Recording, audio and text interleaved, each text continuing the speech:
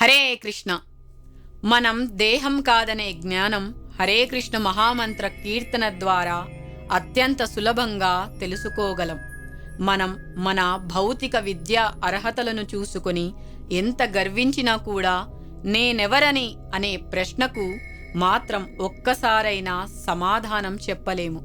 మనలో ప్రతి ఒక్కరూ దేహమే, ఆత్మ అనే ఆలోచనతోనే ఉంటాము. కానీ ఇది ఎంత మాత్రం నిజం కాదని వేదవాంగ్మయం ద్వారా తెలుస్తుంది. మనం కేవలం దేహం కాదనే విషయాన్ని తెలుసుకున్న తర్వాతనే మనం అసలైన జ్ఞానంలో ప్రవేశించిన వారవుతాము. అప్పుడు నిజానికి మనం ఎవరో అర్థం చేసుకుంటాము. అయితే ఇటువంటి ఆత్మజ్ఞానం సులభంగా లభించదు. కానీ శ్రీ చైతన్య మహాప్రభువు అనుగ్రహంచే అది సులభం చేయబడింది. అదే మహాప్రభువు ఇచ్చిన మహామంత్రం హరే కృష్ణ కృష్ణ కృష్ణ హరే హరే, హరే రామ రామ రామ హరే హరే అని నిరంతరం కీర్తించడం. హరే కృష్ణ మహామంత్ర కీర్తన ద్వారా మనిషి కేవలం దేహం అనే ఆలోచన నుండి బయటపడి దుఃఖం నుంచి విముక్తుడు అవుతాడు. ఈ హరికీర్తన ప్రభావం వలన భక్తుడు మిథ్యా అహంకారం నుంచి ముక్తుడు అవుతాడు.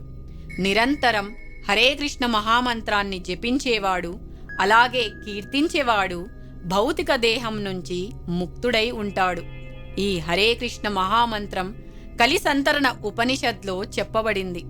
నారదముని బ్రహ్మదేవుడిని కలియుగంలో మోక్ష మార్గం గురించి అడుగుతారు.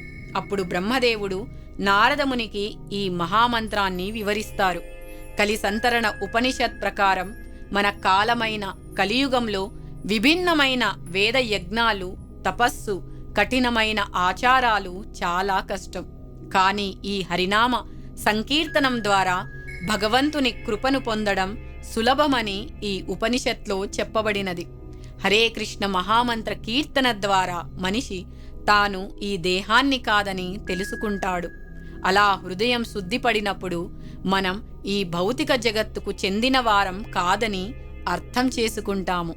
నేను దేహాన్ని కాదు, ఈ జగత్తుకు చెందిన వాడిని కాదు అని, నేను కృష్ణుని యొక్క అంశం అని అవగాహన అంటే ముక్తి జ్ఞానం కలుగుతుంది. హరే కృష్ణ నామ సంకీర్తనం హృదయాన్ని శుద్ధి చేసి దేహమే ఆత్మ అనే భావన నుండి మనిషిని ముక్తిని చేస్తుంది. కృష్ణనామ సంకీర్తన ప్రచారమే శ్రీ చైతన్య మహాప్రభు యొక్క ఉద్దేశం. పరం విజయతే శ్రీకృష్ణ సంకీర్తనం. హరే కృష్ణ మహామంత్ర కీర్తన ద్వారా మనిషి హృదయం పవిత్రం అవుతుంది. సత్వగుణం లేకపోవడం, హృదయం నిర్మలంగా లేకపోవడమే కలియుగంలో ఉన్న అసలైన కష్టం. దీని కారణంగానే మనుషులు తమ దేహాలనే ఆత్మగా భావిస్తున్నారు. ఈ అపార్థం తొలగించి హృదయం శుద్ధిపరిచేది శ్రీకృష్ణ సంకీర్తనం. ఇది మనకి శ్రీమద్ భాగవతంలో కూడా చెప్పబడినది. హరే కృష్ణ.